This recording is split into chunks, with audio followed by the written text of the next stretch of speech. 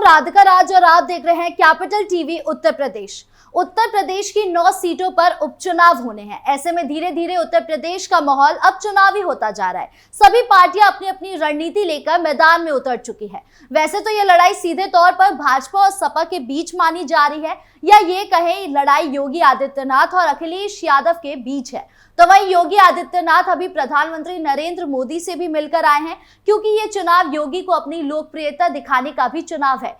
लेकिन एक सीट ऐसी भी है जहां योगी से ज्यादा योगी के मंत्री की प्रतिष्ठा दांव पर है। बात कर रही हूं अनुप्रिया पटेल की, जिनके ऊपर मंझवान सीट की जिम्मेदारी है।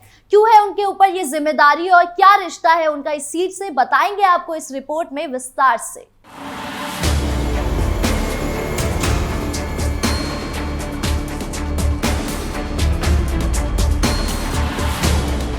यूपी उपचुनाव में वैसे तो हर एक सीट पर बेहद कड़ी टक्कर है। हर एक सीट पर पार्टियों ने बहुत सोच समझकर अपने उम्मीदवार उतारे हैं। हर पार्टी ने हर पहलू को साधा है, लेकिन मंझवान सीट पर टक्कर कुछ ज्यादा ही कांटे की है।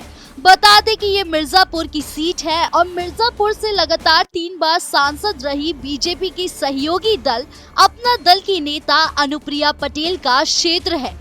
तो ऐसे में इस सीट को जितवाने की जिम्मेदारी भी उन्हीं पर है, क्योंकि ये उनके सम्मान की लड़ाई है और इस सीट पर कहीं न कहीं उनकी प्रतिष्ठा भी दांव पर लगी है। हालांकि केंद्रीय मंत्री अनुप्रिया पटेल अपने पति के साथ चुनावी मैदान में उतर गई हैं और जमकर प्रचार कर रही हैं, क्योंकि इस सीट की जिम्मेदारी बीजेपी ने अपने सहयोगी दलों को ही दे रखी है। ऐसे में अनुप्रिया पटेल के कंधों पर बड़ी जिम्मेदारी है। मंझवान सीट।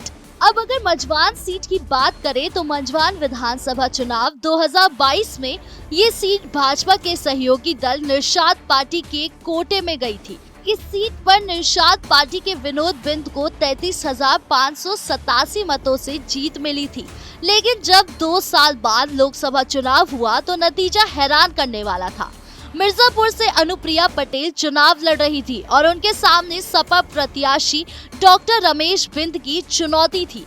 अनुप्रिया पटेल ने इस सीट से जीत तो दर्ज की, लेकिन ये जीत सिर्फ 2000 वोटों की ही थी, जो सबको हैरान करने वाली थी।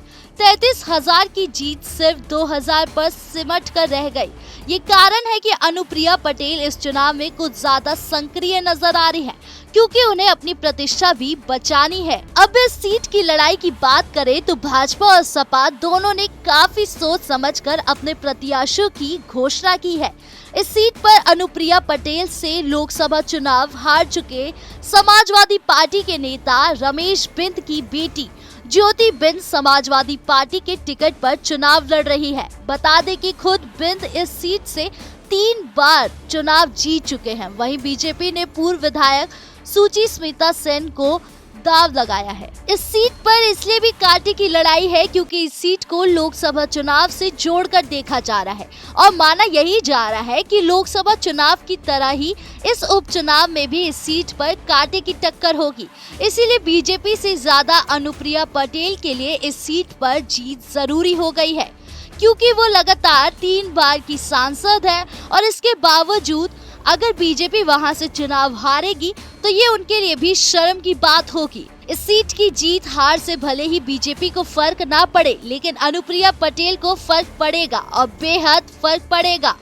यही कारण है कि अपना दल नेता और केंद्रीय राज्य मंत्री अनुप्रिया पटेल और योगी सरकार में कैबिनेट मंत्री आशीष पटेल लगातार गांव में जन चौपाल के जरिए जनता के बीच जा रहे हैं और बीजेपी प्रत्याशी के पक्ष में प्रचार कर रहे हैं। सिर्फ इतना ही नहीं, पार्टी के पदाधिकारियों को भी चुनाव प्रचार में लगा दिया गया है। अनुप्रिया पटेल ने अपनी पूरी ताकत झोंक दी है इस सीट को जीतने के लिए।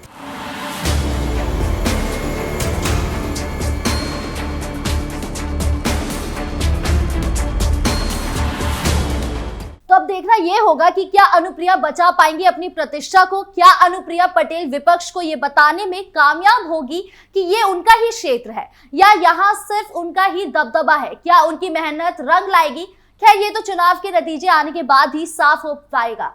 आपको क्या लगता है, कमेंट बॉक्स में जरूर बताएं और यूपी की तमाम बड़ी खबरों से जुड़े रहने के लिए देखिए कैपिटल टीवी उत्तर प्रदेश।